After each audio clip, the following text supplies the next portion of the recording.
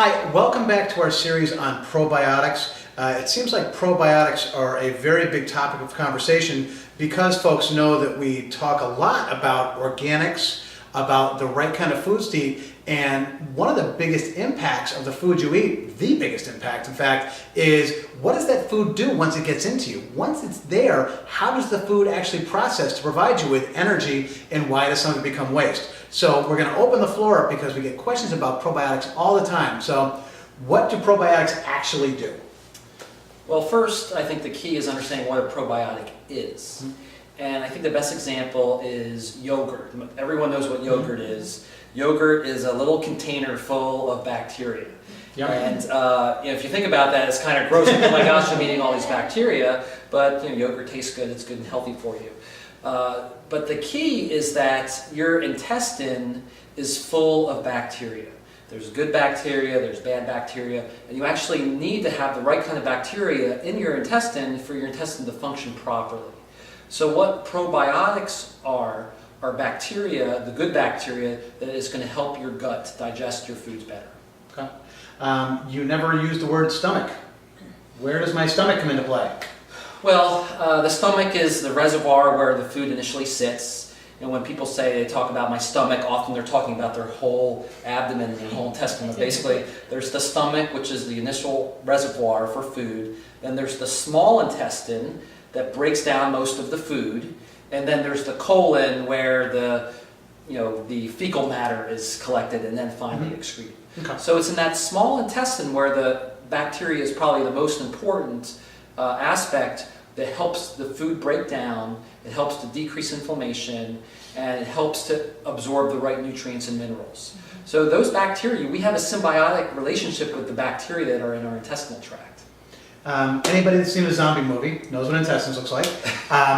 It kind of looks like a smooth, stretchy hose kind of thing. Looks like a worm. Yeah. So how do we go from me eating a carrot, like I eat carrot. He eats carrots, yeah. Me eating something, and then it goes into my intestine. How does that tubey, stretchy looking thing convert that piece of food into energy? Well, within the intestine, it's not just a tube, but in that circle are millions of these little tentacles.